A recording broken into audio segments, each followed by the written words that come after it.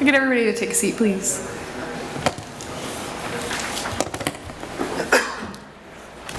I call this meeting to order at 6:34. Good evening and welcome to the first Customer Advisory Committee meeting for the meter replacement program. Welcome and thanks for taking time out of your schedule again to join us. We'll meet tonight and then there'll be a little bit of a hiatus before we meet again in the new year. So nice to see all of you again. Laura? Let's go through the agenda and just get a sense of what it is that we're doing tonight. So we will have an opportunity for public comment both at the beginning and at the end, and then we will, you will all get an overview of the meter replacement program. So you'll be hearing from David Gordon on that. Then we'll take a few minutes for you to identify any questions you have. So if you have questions during that part of the agenda, be sure to just make a few notes. We'll put you into some smaller groups and put notes on the stickies that you'll see around. And then, but we won't answer them right at that point. We'll jump into the next topic, gather more questions on that, and answer all those questions after the break. So after David goes through the meter replacement program overview, then Rex Muir will be talking about water meters. And so all about the district's water meters, and Eric Vaughn will be talking about different meter types and things with the consortium. We'll gather your questions, answer those after the break, and then you'll be moving into some small table groups and sharing your thoughts on advantageous features of new technologies that you think Citrus Heights customers would be most interested in. So that's really the flow of the evening. So let's go around and hear from everyone. And we have a new member with us tonight.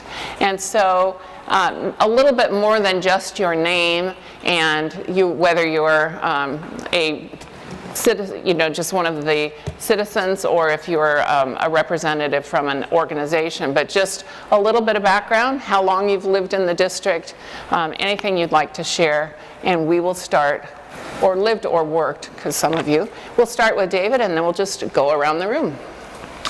Hello everyone, my name is David Gordon. I am the project manager for this meter replacement study, and I am also the director of operations for the Citrus Heights Water District.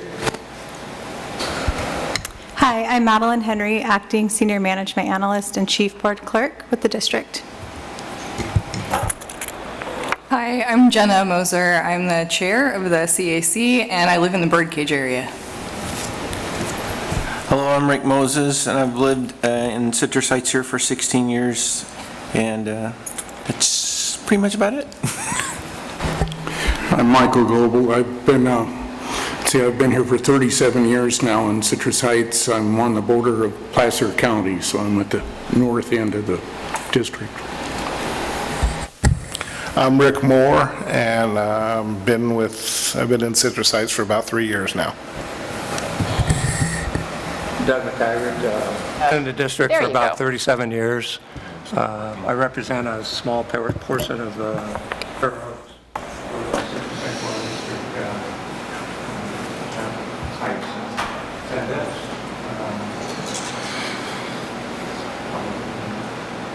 Great, thank you.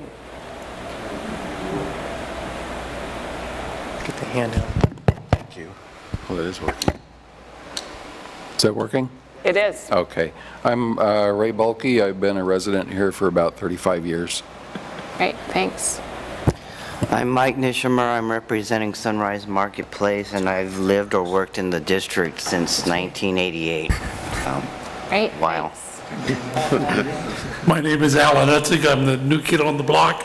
I lived in Citrus Heights for 45 years and volunteered at a number of organizations, so I hope to enjoy this one. Well, welcome, Alan. Thank you. I'm Kimberly Berg. I own Citrus Heights Car Wash. I've owned it for 16 years, and then I recently purchased a home in Citrus Heights about 4 years ago. So I believe in the city, and water is very important to me. It is basically my goal. Thank you. Great. Ray Riley, I'm the board member, and I've been in Citrus Heights now for 48 years. Wow. And I'm Hillary Strauss, General Manager for Citrus Heights Water. Hi, I'm Rex Muir, and I'm the Water Efficiency Supervisor over at Citrus Heights Water District. Hey everybody, I'm Eric Vaughn. I'm with Harrison Associates, and I'm pleased to be supporting David Gordon and the rest of the Citrus Heights staff on this project. Hello, my name is Tim Cutler. I am the Water Distribution Supervisor at Citrus Heights Water District. A little fun fact for this meeting is I just had my water meter installed last week in the city of Sacramento. Susan Talwar, Director of Admin Services at Citrus Heights Water District. I'm Rebecca Scott. I'm the Senior Management Analyst with the Citrus Heights Water District, and with the exception of a recent 20-year hiatus, I've lived in the district since the age of 2. So. Brittany Moore, I'm an Acting Management Analyst and Chief Board Clerk for the Citrus Heights Water District. And I'm Laura Mason-Smith, and I'm a consultant. I work with Eric, and I'm facilitating your CAC meetings, so it's great to be back with you.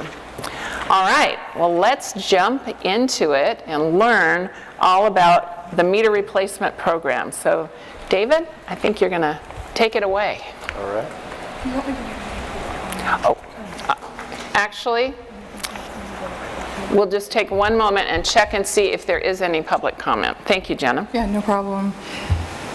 It's 6:42. At this time, I'll open the public hearing for any members of the public that are here to speak.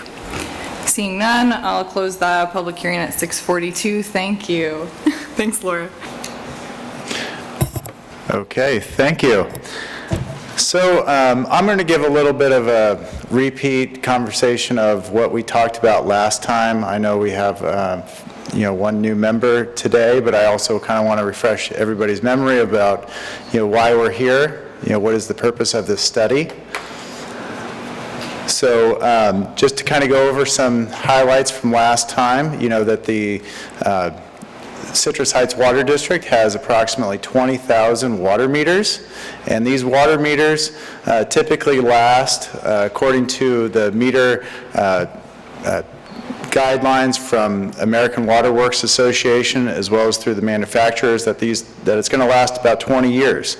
So we have a current asset management program for our meters, but we think that it's time to really gut and amend this program and really look at long-term financial planning along with it, as well as a robust testing program to go along with that. That this has been identified for several years, where staff and the board have worked on getting a study out to really kick off a new program.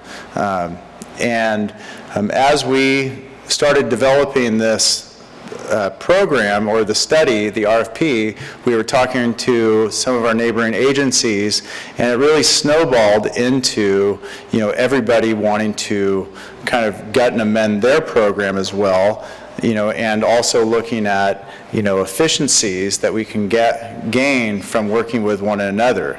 But this really kind of hasn't been done before with an asset management program, crossing borders of different agencies. But we were able to work through all of that in the RFP and really come out through a study that we think is going to be very effective, where we're able to secure other economies of scale through this process. And so we currently have a consortium of agencies, which is 12 agencies right now. The study consists of 7 phases, and the phases are phase 1 being the individual agency assessment. Phase 2 is the next generation program options, which is looking at the replacement of our current meter fleet that's out in everybody's yards and businesses. And then phase 3 is looking at the meter testing strategy. And phase 4 is an implementation strategy, which is the to-do list for each agency to to kind of check off as they keep moving forward and having this asset management system. And this could be policy, procedures, or anything to really keep this program going. And then 5 is long-term planning, much like Project 2030. This is a long-term planning study where we need to look at this as a long-range, continuous, asset management program. And then 6 is the final report, and 7 is the public outreach strategy. So once again, why are we going and utilizing a consortium of agencies? Well, number one, we are gaining a lot of economies of scale. With this project by itself, we're saving a lot of district funds by utilizing a whole lot of agencies to share those costs and bring down that number. What we look at for the outcomes from the study is going to be, looking at the economies of scale of meter testing as well as meter purchases. The other thing is that we're receiving a lot of valuable input from regional technical experts, and we have a great consultant that we've selected as a group, but it's also really important that we get boots on the ground discussions about what works and what doesn't work from these other agencies. And as I stated before, that this asset management program, as a regional-wide study, hasn't been done before. And so this is really going to be a model for a lot of other programs that can be utilized in all different types of fashion. So, and one other thing to talk about the study is that we're looking at the schedule here. So right now we're at the first CAC meeting for the meter replacement program. But I want you to pick up your the participant directory and flip that over, because you can see the schedule on the back of that handout. And it gives you a little bit more information as to the name of the phase and where the CAC meetings match up to that. And so currently we are finishing phase 1, nearing the completion of phase 1, and we're at the bleeding edge of phase 2. And then the next meeting, you'll be receiving a lot of information regarding phase 1 as well as phase 2. And we'll be leading into the phase 3 meter testing portion.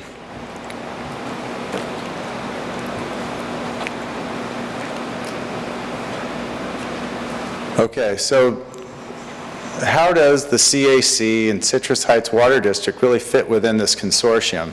And so one thing is that we do have 12 agencies, so we're just kind of one piece of the puzzle of this 12-agency consortium. And the way that we're viewing this is that the input that we are getting from you, the CAC, is going into our portion of the consortium's study. So we're taking input from you, the consortium, that's going to be specific to Citrus Heights Water District, but we're also able to bring that to the consortium and say, this is what our customers are looking at from their vantage point. Because we're looking, as the consortium of technical people, we're looking at, what is the district staff need, but not always looking at what the customer is requesting. So, really looking at, the importance of the CAC is that we are getting, the customer's viewpoint on all of this. And so we have an asset that's in front of your yard, in the front of your yards, or sometimes even in the back, and we want to know how, you receive the data of water usage and how we're going to long-range financially plan this out. And then also, as we talked about in the Project 2030 is how do we continue this message of what is that asset management program for the district, and how this is very important to keep going and funding, and what are some of the challenges that the district is faced with, not just now but moving forward continuously. And so with that, I think we were going to gather some questions from the group. Great. So in front of you somewhat are some felt pens and some sticky notes. So how about, Michael, would you mind joining with Richard and Jenna? The three of you could be a group. And Richard, if you come over and you're with Doug, Ray, and Mike. Okay. And so if one of you would be a recorder, and then Alan, if you would join Kimberly and Ray.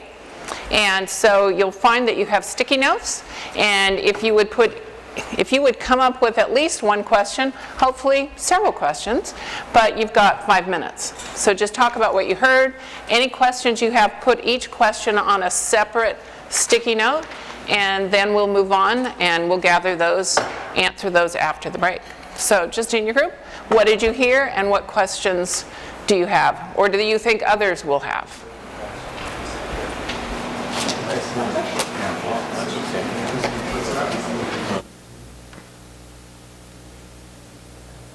Okay, thank you for your questions. We'll hold those and answer them after the break, but we'll move on and just learn more about the background with meters in Citrus Heights Water District and then new meter technologies. So Rex Muir, you're up. Thank you, Laura. And again, welcome everybody. Yes, I'm here to talk about water meters in general, kind of the 30,000 foot level view, why we have them, what we use them for, what purpose they serve. We can start off with why do we measure water? What are water meters for? They're to measure water. Next, is there a clicker? Oh, sorry. Thank you. So, why measure water? Well, it's important to the district to understand our capacities, how much we can carry and deliver to our customers. That ensures that we can deliver an adequate water supply during the year. While doing this, we also have to consider balancing our water resources, or our water portfolio, if you will. We have both surface water and groundwater in our portfolio. The surface water is basically the snowpack up in the Sierras, and it comes on down into Folsom Lake, and we pump it out to our customers.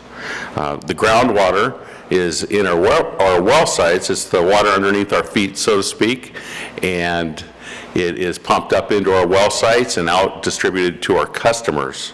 And each of those have some constraints and some considerations to do about the environment.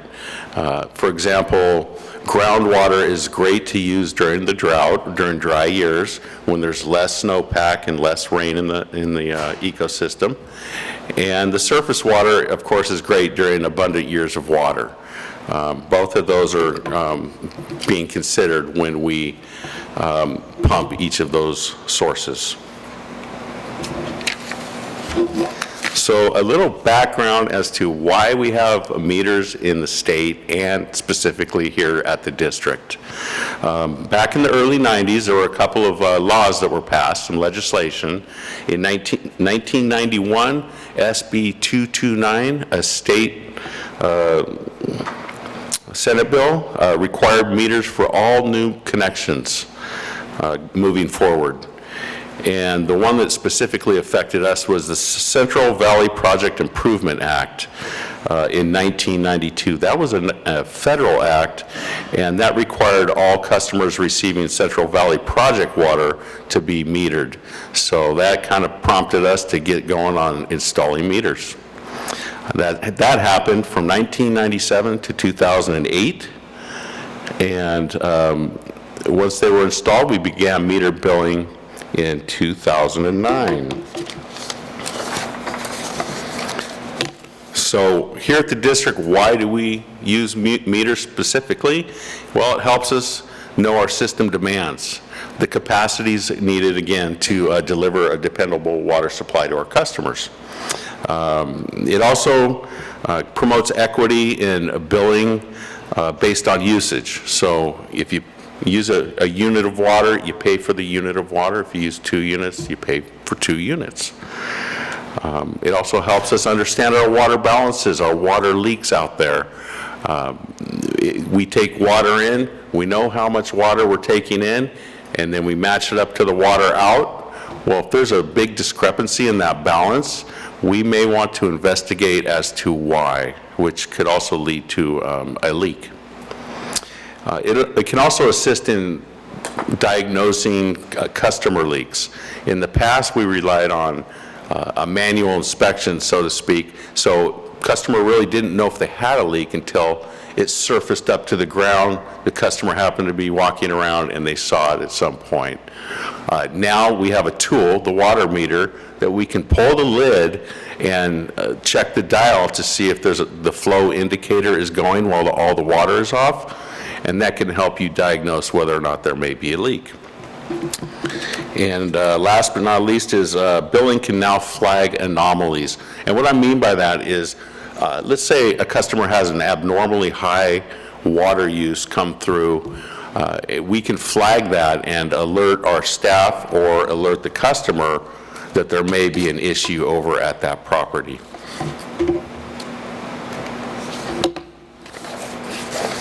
So some of the specifics about the meters, we have show and tell for you, and we'll be happy to ask questions about it. But I will go over some of the basics and what we use to read them and how we transmit the data. There's the meter body that is typically made of brass, and it has a measuring device in it. The particular one that we use is a positive displacement meter, and it is very common in the industry. The way we read meters, there's 4 different ways to read a meter currently.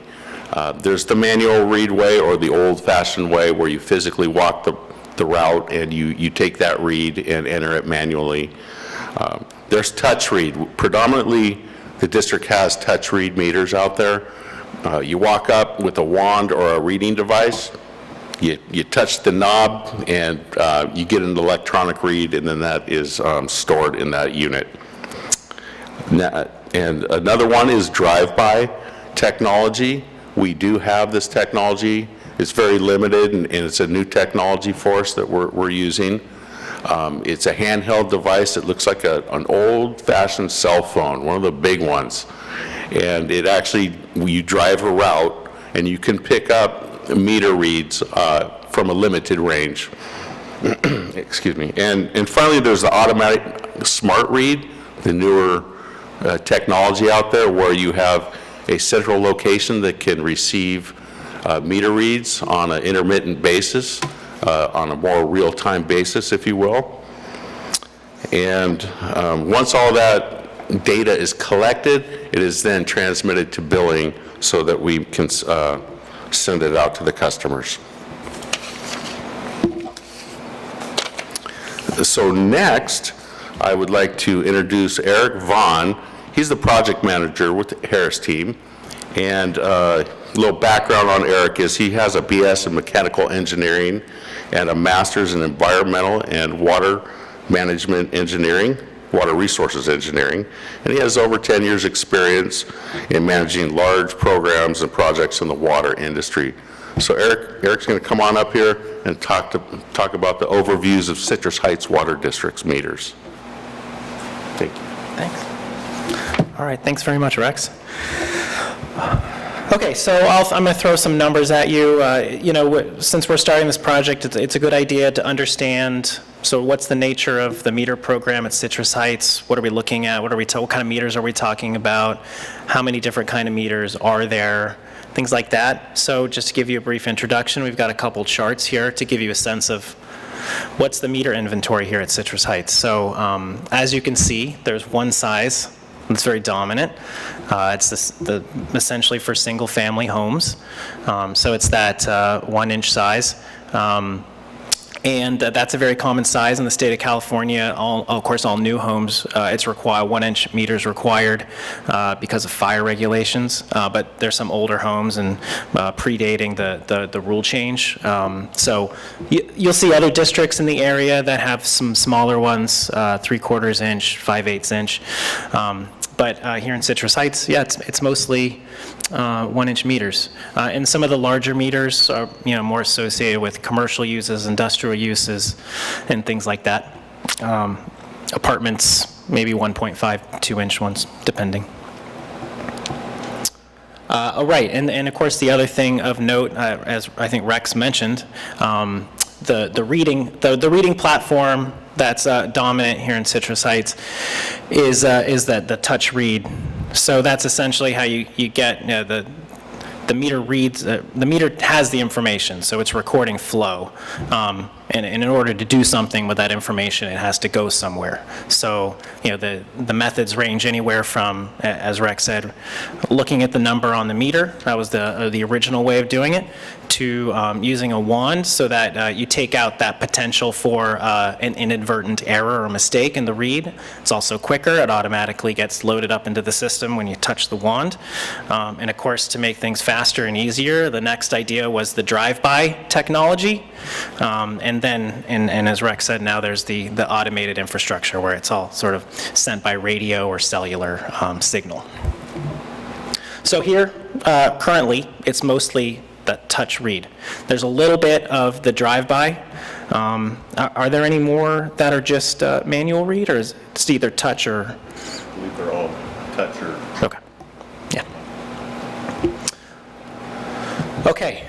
This is average age by size. So because of that 92 rule that Citrus Heights was subject to, and as you'll see in a later slide, this was one of the first districts to start metering. And of course, as a result of that, the age of their meter inventory is older than many of the other consortium partners. San Juan is maybe the other one. So as you can see, so the average age is it ranges. The important note, of course, is the 1-inch, because so much of the district's inventory is 1-inch. So just to note there that it's about 17 years on average.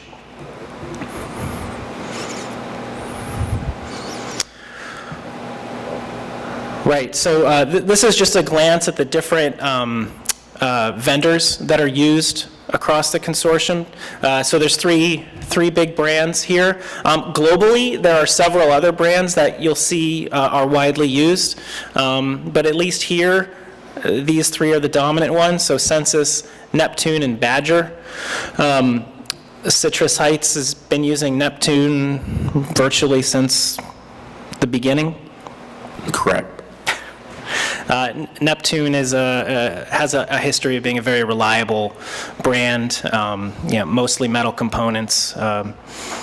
So that reliability is, I think, what really drew Citrus Heights in the initial days to it. However, having said that, some of the other vendors, Sensus and Badger, have been developing some of the newer reading platforms, the AMI systems, so those automated systems that are sending information, through the air in different ways. So you'll see as we go through the study and next subsequent meetings that some of the technology options are available through these other vendors. So there will be discussions about that.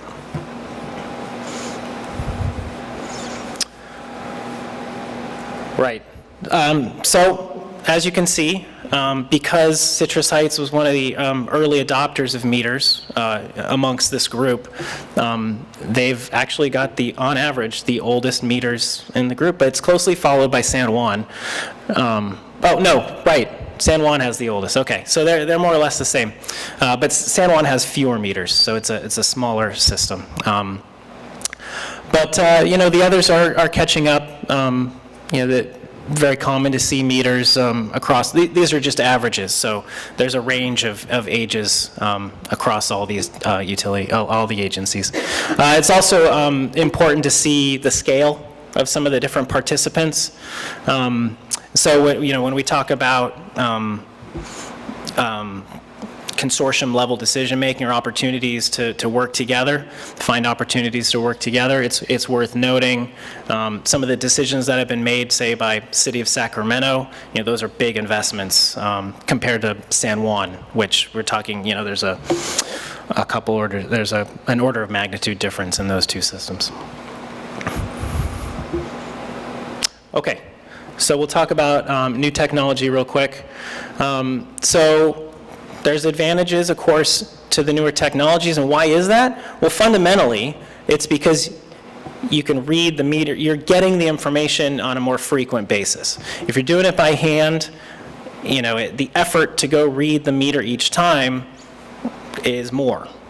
When it's automated, when you can just drive by, or even better, when you don't have to do anything, when it's just being sent through a radio tower, you can collect more reads. And so that enables you to do more with the information. If you have more information, it means it's available for you to do more, if you're willing to do it. So what are some of the things you can do? Well, one of the things you can do is you can detect leaks faster. Let's say you get your bill every 2 months, and all of a sudden, something happens, something breaks in your backyard, you have a leak, you don't notice it.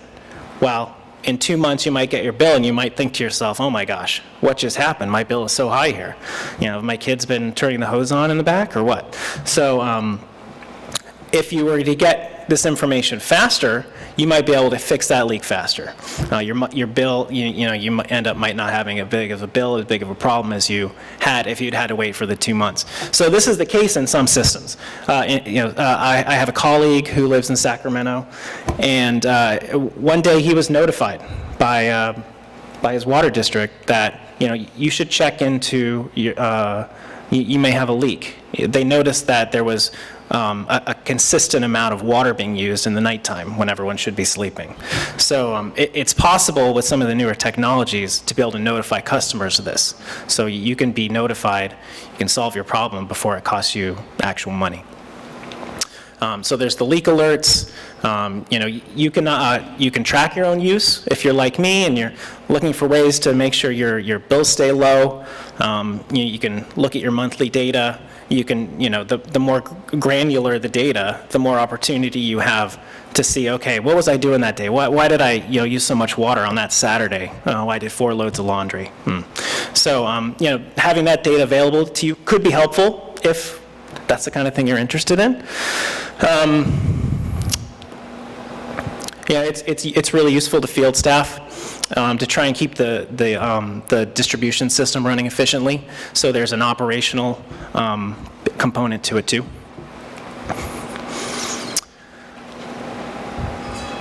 Right. So, and again, with the newer technologies, we're going to talk a lot about trade-offs over the course of this study. There's really no right answers. It really comes down to what's the right choice in any given context. For Citrus Heights, there's going to be a solution that fits this community, this district best. When it comes to how to operate the system, a more manual system, it has a different staffing structure than a more automated system, but it has different staffing needs. There's different skill sets that are required to manage different kind of technologies. So these are the kind of trade-offs we'll talk about. There's advantages, there's opportunities for new benefits that the district might be able to have. There's trade-offs in terms of staffing changes or skill set changes. So these are all things we'll talk about related to the technologies. And then, of course, there's the regulatory implications. So, if rules are coming out related to how districts are being audited, related to, water use, related to leak detection, these are all things that a meter system can help a district deal with and manage. So there are advantages, but of course, with advantages come disadvantages. So one of the nice things about having meter readers out on a regular basis is they get a chance to to see issues as they're developing. You know, people are coming by, taking meter readings, and they notice, oh, there's a problem with this box, or oh, we're noticing something strange. So you lose a little bit of the closeness of staff if it becomes more automated. So things to think about.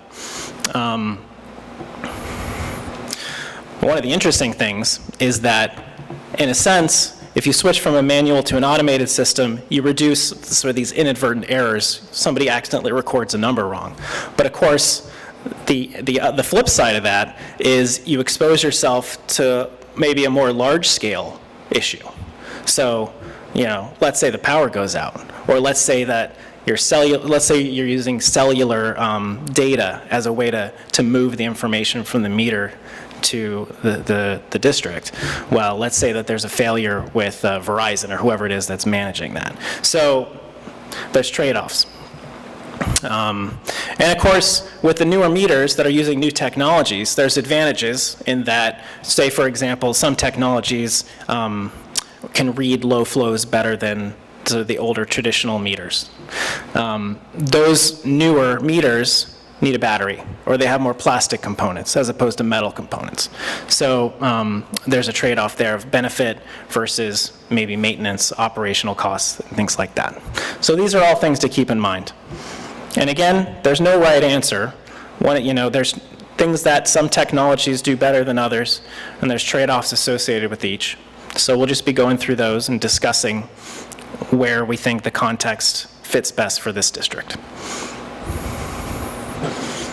And with that. Great, thank you, Eric.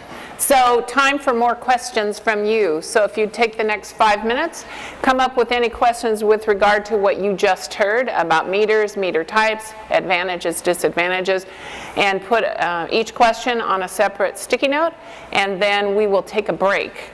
But before we have you go into your small group, you'll be coming back from the break and going into one of two tables. So we have tables 1 and 2. I don't think we'll need to use table 3. So I think the easiest way would be to count off 1, 2, 1, 2, 1, 2, that kind of thing. So Jen, if you would start. 1, 2, 3. You would be 1. It's just 1, 2. You get to be 1 also. So 1, 2, 1. 1. 2. 1. 2. Great. So just so that you know, when you come back from the break, you won't be coming here. You'll be going back to either table 1 or table 2. So in your group then, come up with some questions about what you just heard. We'll gather those, and then after the break, we'll answer those questions and keep going. Thank you.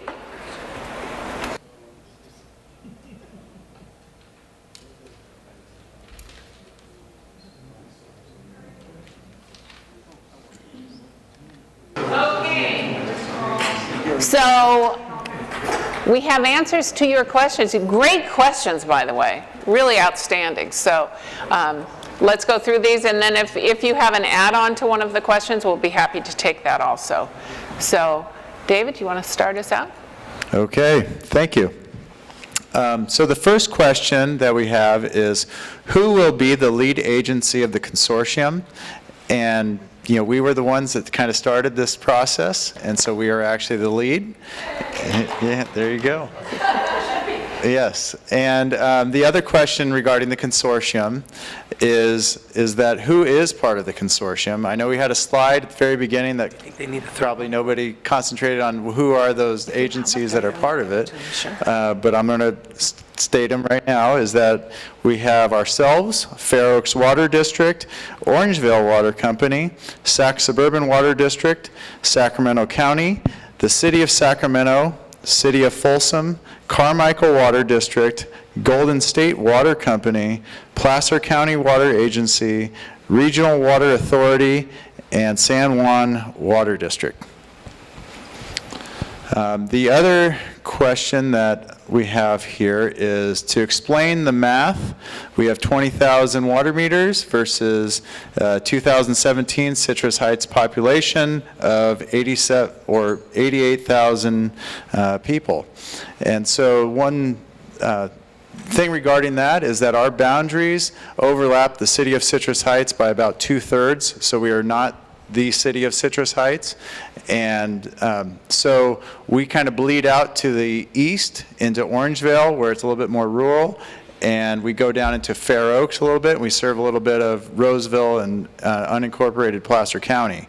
So so when we, through our statistics of who we serve is that we're approximately about 67,000 people. So that's roughly about 3.5 people per meter.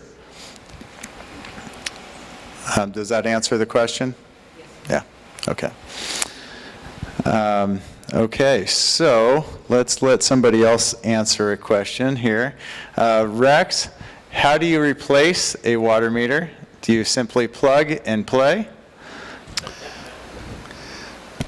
Well, we replace water meters. It's quite a simple process now that they're already installed. We have the pit in there and the box and what we call a meter setter, which is right over here. There's a prototype of that. And you can see there's 2 nuts that go on each side of that setter, and they simply screw on to the meter body. So it is kind of a quick plug and play with the meter itself. Now, depending on the register type, it could be a little more complicated as far as AMI and the technology involved there. And Rex, what is AMI? What does that stand for? Automated Meter Infrastructure. Okay. Another question is, do any of the other agencies have an equivalent of the CAC? And the answer is no. They were offered a chance of their public engagement. One other agency really wanted to take, this to their board in several different portions of the phases as well as the final report. But other than that, there is no customer advisory committee for the other agencies. How does economy of scale apply to testing? This is a great question. One of the big investments that some of our neighboring agencies have made is that they have what they call is test benches. And what these are is it's a big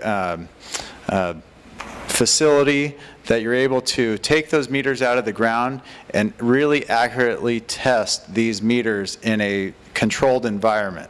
So when you're out in the field, those tests are known as a little bit more inaccurate than actually taking it to a testing facility and running water, a controlled amount of water through it, and you'll know exactly how that meter is operating.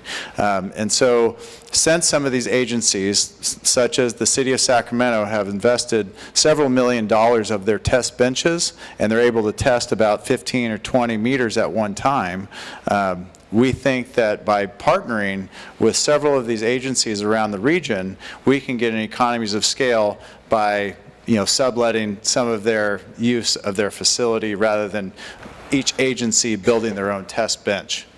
And that's just one possibility that we want to look at for the study. Would some new technology meters mitigate time loss for locating meters? For example, GPS. Here at the district, we have maps that show the exact location of each meter at every property. But one thing that we are looking at over the next 5 years is to GPS all of our facilities, not just water meters that are out in the field.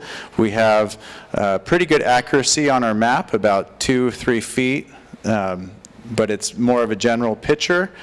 But one of the things that we're looking at doing is GPS every single device and within, an inch or two. So can CHWD use an app to track customer portal? And Eric, can you answer that? It is possible, yes. However, in order to do that, so we've been talking about sort of meter technologies in broad terms, but just to be clear, there's the meter technology. So, over here it's this part, right? And then there's the meter reading technology. So it's the wand or it's the drive-by device, or it's the radio system. So in order for there to be sort of a way to access the information through something like an app, the meter reading platform needs to be AMI, so that's automated metering infrastructure, which is what Rex said. And that allows what they call two-way communication.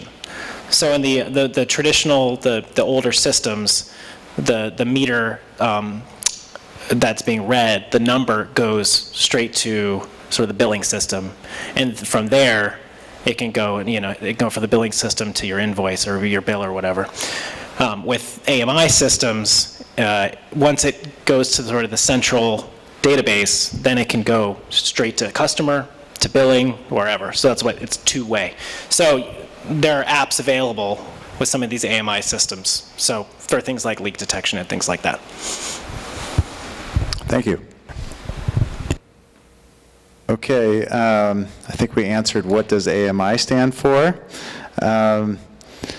What district came up with the idea of the multi-agency consortium, and who manages the project? So this is going back to the other question is we manage the project, so we are the project managers of the consortium project and study, and we also came up with this idea, and I'd like to thank Mr. Strauss for coming up with that wonderful idea, and so anyways, it's really great to be able to work alongside some of these regional agencies and get some of their information and institutional knowledge.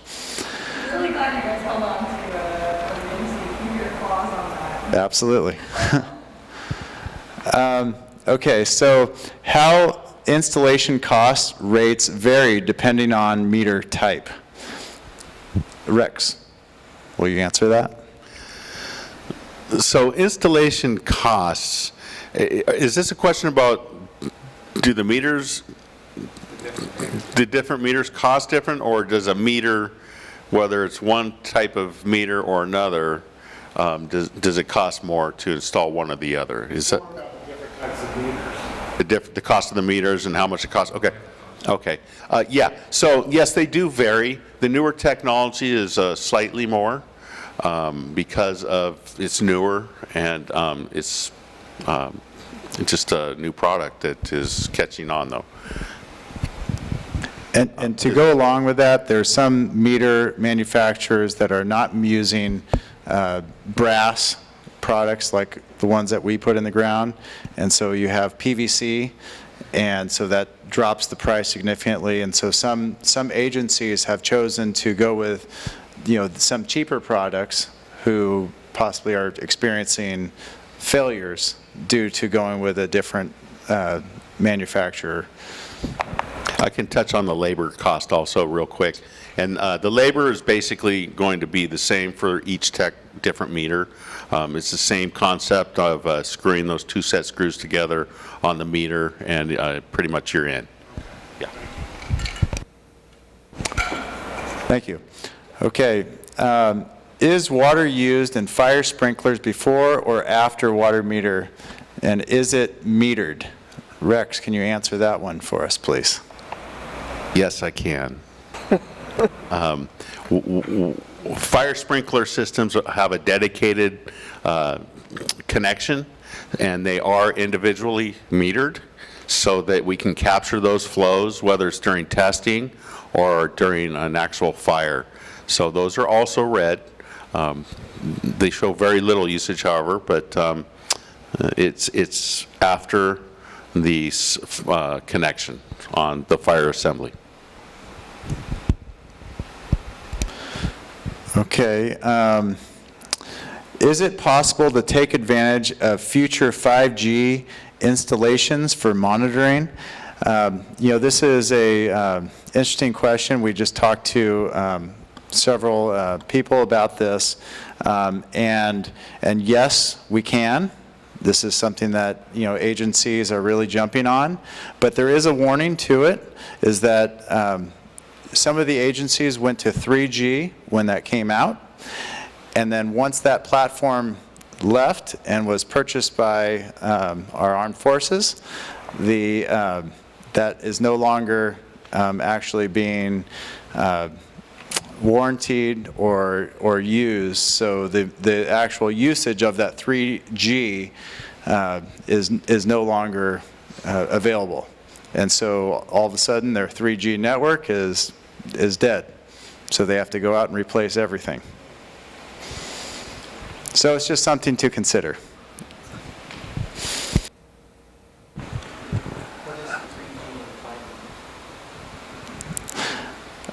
I believe... Would you repeat the question? Okay, what is 3G, 4G, 5G? And actually, I think that somebody else in our crowd will be able to answer this one. It's just a generation of rolling out cell technology. Yeah, so it's a faster cellular technology platform where, we're able to collect information a lot faster via our smartphones. You're seeing our smartphone technologies used to be 3G, and now it's 5G, where you're able to download more information faster.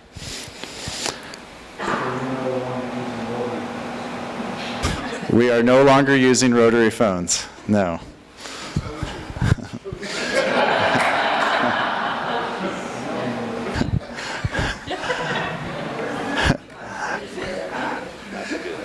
Okay, how can meters fail?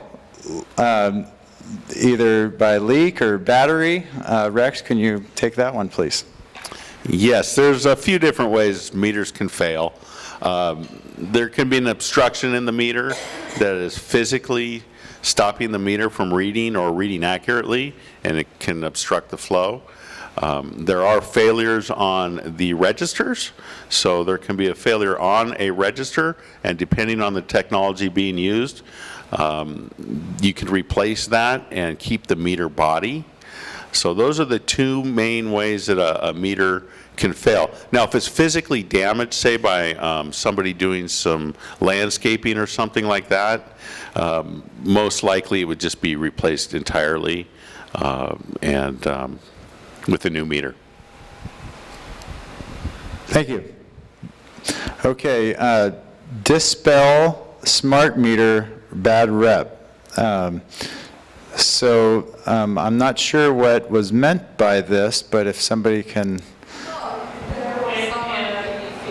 Oh, sure. I've just heard comments before at meetings about smart meters, people saying they're inaccurate, or they're providing wrong readings, or nothing's connecting.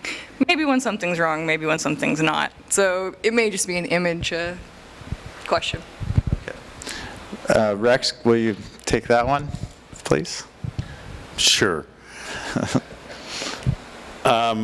Smart meters, they had that reputation that Big Brother was coming in when all the meters were going in the electron or the SMUD and PG&E. And that was one rumor that people were concerned about. Are there radio waves coming out of this thing that could hurt me? There's nothing that's supporting those concerns in the research.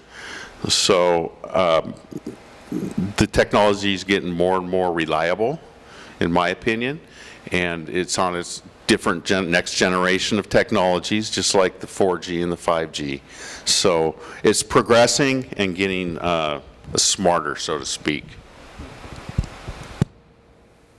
Thank you. Is there any other agency that has attempted this for a resource? And I think that what was meant by this is a customer advisory committee on asset management type platform. Is that what? I think it was more about, I can't marker, I think it was more about, has any other agency taken this kind of path forward with this type of effort of meter replacement? And are you able to utilize that as a resource to learn the lessons that they learned? No, absolutely.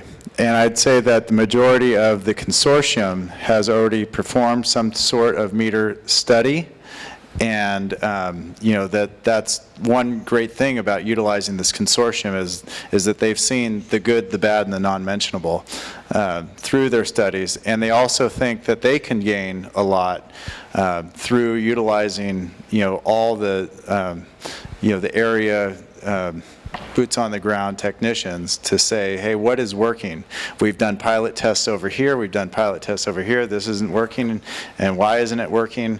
And so these are the kind of the things that we would like to flesh out with this group. But yeah, they've all have done it, and so they, you know, at various stages, and would like us to be part of it, so. Might talk about the expertise on the hair. Okay, so one more question here is that when will Citrus Heights Water District go from 90% touch to 90% auto smart? And I think, you know, that is really kind of the, you know, basis of the study. I think that we're, you know, we're kind of heading into that region right now with changing out some of our registers that have that capability, but it's about, I think we're at about 5% of our meters that actually have that ability to be what they call smart meters. You know, how soon should we replace the other portions of our system? And so one thing that's part of the study and part of the program that's going to be developed through our testing program is when is that going to occur and how should it occur? So, yeah. Okay. And I think we covered all of the questions here, so thank you. And that last one, I think, is the perfect lead into what you're going to do next. So at your tables, you'll see in the center there are some stacks of paper. So everyone gets a set of 2 pages, your table group assignment, and also a list of potential advantageous features of the smart meters. So if you would all take those, and I'll explain what you're going to do next.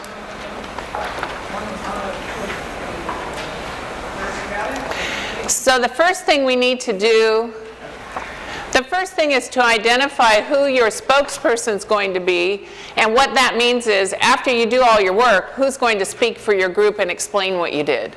So let's, how about at your table, find out the person who lives the closest to the community center, to this building. So in your group, who lives the closest? So what you're doing right now is really listening and participating, but at the end, we'll want to hear a report out of what you did at your table, and that's what you will be doing. Just quickly, we found one extra question that didn't get answered.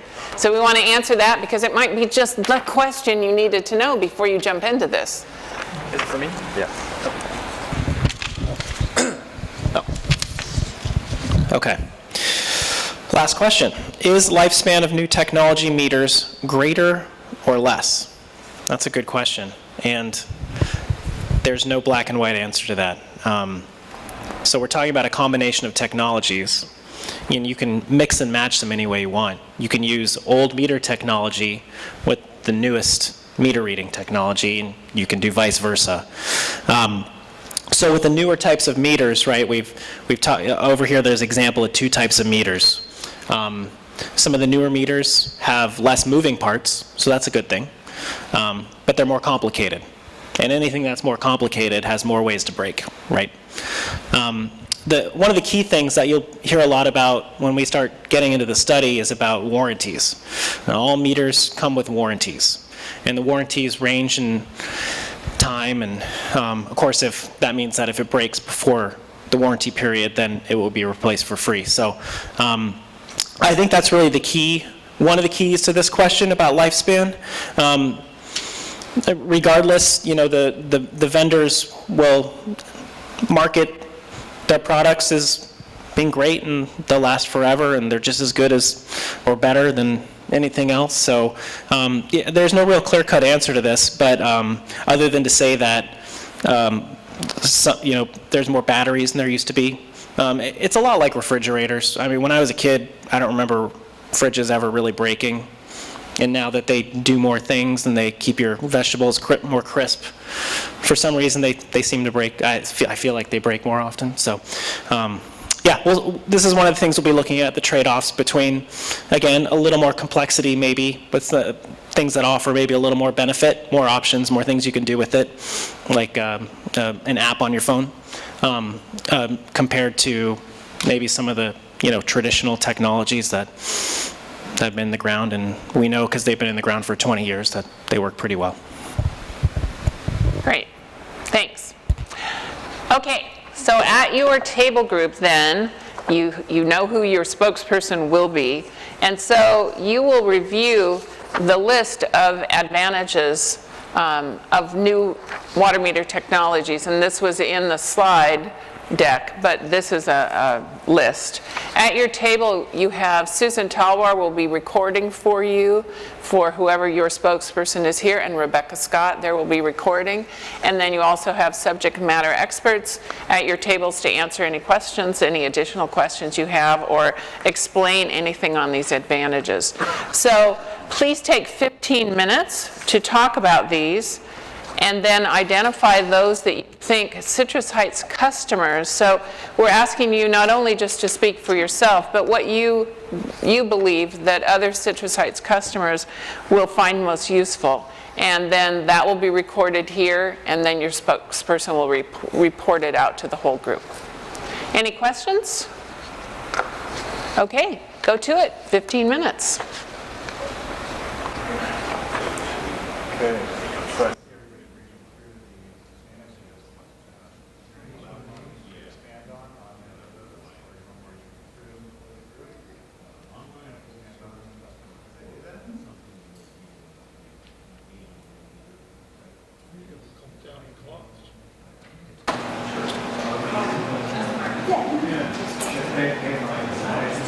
Okay, let's hear from our table group spokespeople. So which table would like to go first? One has been volunteered. So if you'd come on up next to your sheet and just explain what your table talked about and any of the advantageous features that they think Citrus, the district's customers will most be interested in. Okay. Well, we reviewed the list, and we kept coming back to the most common one was the proactive leak detection. We thought would be the most important, that customers would like to hear about.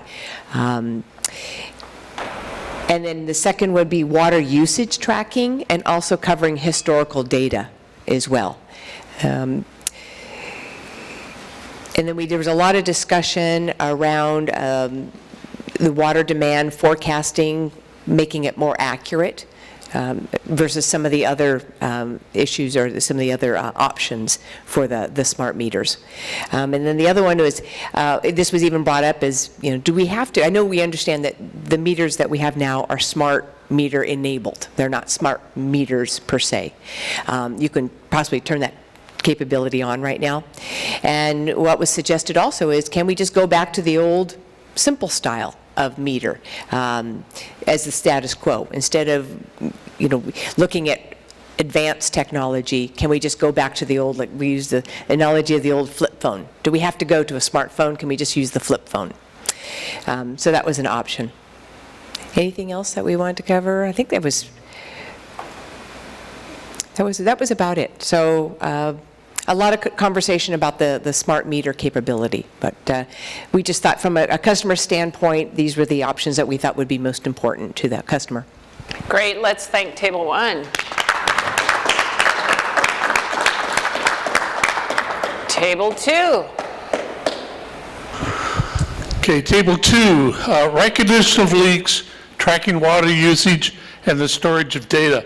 These three are pretty much related in that the recognition of a leak is how often do you sample the meter, whether it be 5 seconds or 5 minutes or 5 hours. And so you would be tracking the water usage depending on the how often you sample the meter, which goes to the storage of the data. If this data is reported to some central area and everybody's on a 5-second reporting, then you have a whole bunch more data coming into your central station. So that becomes a very large cost difference. Notifying the customer sooner relates again to the recognition of leaks. How often do you sample that meter to recognize that the customer is using more water? The baseline of usage is, again, the sampling of the customer's meter. How often do you do that? And is that changeable? In other words, do I suspect I have a leak in my house someplace? Can I change that baseline of usage? How often do I want to sample that meter, whether it be 5 seconds or every 5 hours or once a day? Depends on whether you can find your recognition of leaks. Customer access to the read. In other words, is the customer going to have available to the storage data?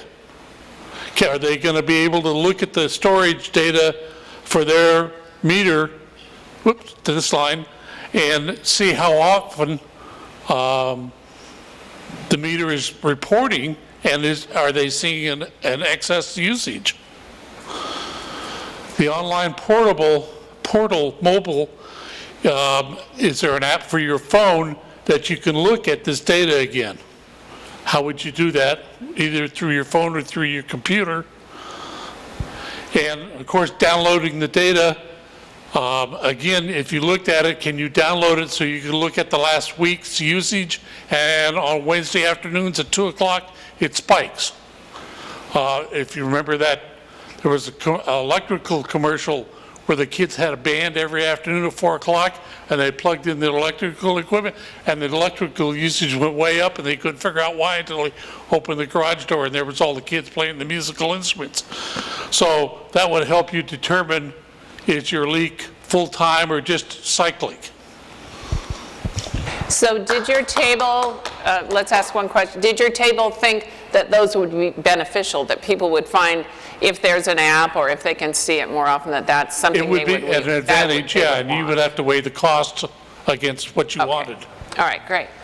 All right, let's give that table a hand. Thank you.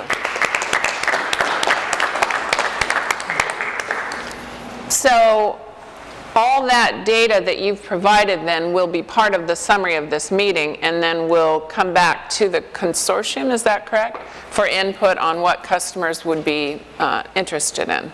So this is extremely helpful. So let's head back to the big table, and we'll look at next steps, and then we'll wrap up. Okay, if you flip over your placemat, as we fondly call it, you'll see the next meeting of the CAC, and that's scheduled for March 11th.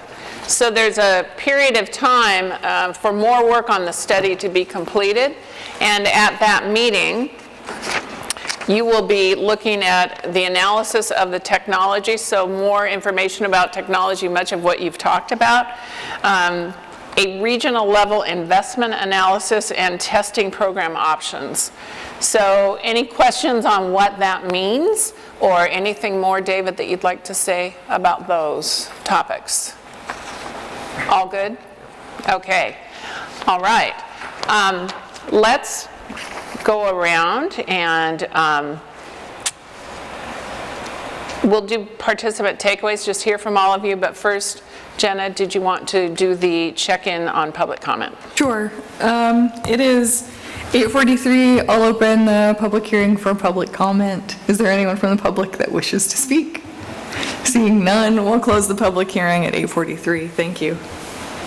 So let's just get a sense of what you're taking away from tonight. What did you find interesting? What did you learn? And we'll start with Kimberly. Go this way. We'll hear from the CAC members, and then we will turn it back to Jenna to close the meeting.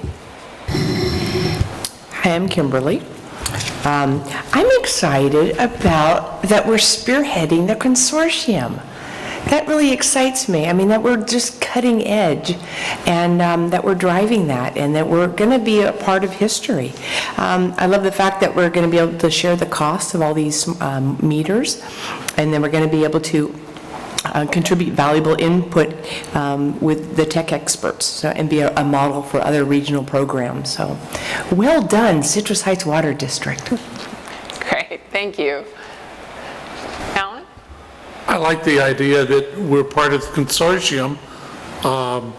I'm wondering if, in that we are leading it, are we spending an inordinate amount of time doing things without help from these other members? How much are they helping us, or are they reimbursing us for our time spent? There is a little bit of time for the project management of it, but, I see this as, a positive, where we're able to control the project the way that we want it to be run. There's also, like I said, having 12 experts in the room at one time and being able to consult with those that are not tied to any vendors is a very important thing for us and also the other consortium agencies. But yeah, I do understand your concerns with that, and that's something that we did consider when we were looking at the study itself, is how much time are we spending, outside of the agencies. But, we are receiving some help, and they are sharing in the cost of the study. If I could just add, one of the things that is a benefit from this consortium is that we're having the opportunity to work with folks who we don't normally get to work with. And in doing so, we're building relationships. And other opportunities for partnerships can develop when we put ourselves together with other folks in the room. And so just the exercise of putting ourselves in the room together with folks who we don't work with has unimaginable benefits that some of them we can't even see. So we see it as a little bit of a lost leader for us to be able to move forward and to gain many more advantages in the future. And we're already starting to see potential opportunities take place in the room there as we work together with our new colleagues. Great. Thanks. Mike? I think it's good for the consortium because 12 heads are better than one. I'm just curious to see what kind of warranties are available, what the prices are going to be, and what kind of government regulations are going to be necessary in the future. Right. I'm just really amazed at how many different things there are to deal with in all of this. I mean, you say meter replacement, it sounds really simple, but there's a lot of stuff to consider. And I was curious, can I ask a question? Sure. With regards to the testing facility, is that going to be used for like testing refurbished meters or spot checking each batch that's purchased, or is there 100% testing on all the purchased meters? Testing 20,000 meters will be probably not cost efficient. So these would be basically spot testing batches as well as ongoing to make sure that how are those running? How is that batch running continuously through its life cycle? If there's a big drop off in year 22 of a certain batch, we can probably tell by having some type of statistical analysis done through that testing and, through a number of tests performed. So, and that's something that we're really looking forward to developing through the study as the best management practice of testing all of these meters, continuously throughout their life cycle. Okay, thanks. Doug? How about that? I'm pretty amazed at the information we received today about the meters, how many different kinds of meters, the possibilities of data collection. And it really interests me that of the two groups, all of us pretty much came up with the salient item that we felt was most important was leak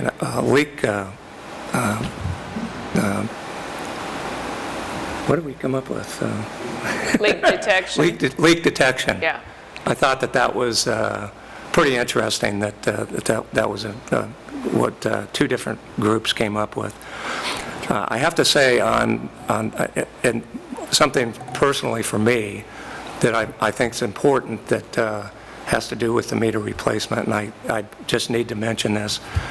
For many years, I worked behind the folks, as a lot of people here know, replacing the concrete. when the meters went in. And I probably did 1,000, 1,200 jobs over 14, 15 years. And one of the reasons I took that job was because the Water District had gone from doing the 4x4 squares in people's driveways to going from expansion joint to expansion joint and doing a whole panel in the driveway. And dealing with the people on a one-to-one basis for 14 years doing that work, I don't know how many times I had people say, whatever you do, you're not going to put a 4x4 square in my driveway. Or if they had it, can we get rid of it? And I would just like to bring this up now ahead of all this while we're talking about the water meters. I hope that the Water District continues to do that. In replacing these water meters, I hope they take the 4x4 squares out, because there was a lot of unhappy people with those 4x4 squares. And I hope that then when they do replace these water meters, that they place full panels of concrete in the driveways. Makes all the difference in the world. And for some of these customers, this is the only time that they deal with the Water District. And they walk out every day and they go, I don't like these guys. They put a 4x4 ugly square of concrete in the middle of my driveway, and I hate this. And I heard it over and over. When I started doing the work, the general manager at that time had made the decision not to do that anymore. But there still are a lot of them out there. And I hope that when these water meters are replaced, that they go back, take those 4x4 squares out, and put full panels in. Okay, It's thanks. a little bit off topic, but it's something that I've been wanting to say, all evening. Thanks. Well, it's helpful to have the background, so thank you. Thanks. Richard? I would say I came away with a few things today that I learned. I did expect that there would be several different types of meters based on manufacturers. I didn't expect that many and to be that varied within this small of an area or region. So that's going to be interesting to see the standardization of that as this consortium works on it. The other thing I took away was from the little display over here in the discussions about the, something I never even realized. I think it was Tim or Rex was explaining how when they're testing the meters, they're testing for the accuracy of the volume going through to make sure what's being billed or what the usage is accurate. I thought that was really interesting. That really kind of opened my eyes a little bit. So that was nice to see. I would say those are my biggest takeaways. That and the fact Eric was talking about, if I'm saying this right, there's meter technology and then there's meter reading technology, and I didn't consider that before either. So those are the kind of things that are new to me that I'm going to be thinking about a little bit more. So thank you. Great, thanks. Michael? Yeah, well, there's not a lot more to add from what they've said, but I'm anxious to see more about the technology, our next phase. March 11th? Oh, actually, that's after that. But the analysis of, what this is all going to cost and what the choices are. Great. That sort of thing. Great, thank you. Rick? As feeding on with what others have said, I think it's pretty amazing that that you guys are leading the 12 consortiums. And I mean, just to get 12 groups of people together from different agencies in one room and talking, or however it's done, is a pretty amazing feat. And that, to me, the information or the accomplishments that one has made and the bad parts that one has grouped, at least, when they're discussing it, it's not repeated, or hopefully not repeated by another agency, which in the long run kind of pays for that consortium. Yeah, great, thank you. Jenna? I feel a little silly following you, Rich, with that, but I am very proud that the district is ahead of the consortium. That's awesome, and I'm going to tell everybody that I know. I think that there are benefits to being involved in this consortium now that are immediate, and there's going to be benefits that come to you over a long period of time in solving problems that come forward, building that camaraderie, opening communication, lots of cool stuff. And I hope that at the end of this implementation, you can produce a cool pin from Citrus Heights Water District that you can give all your people that says you survived the implementation of this. So congratulations, thank you. And would you like to close us out? It's 8:54, thank you. We'll see you next time.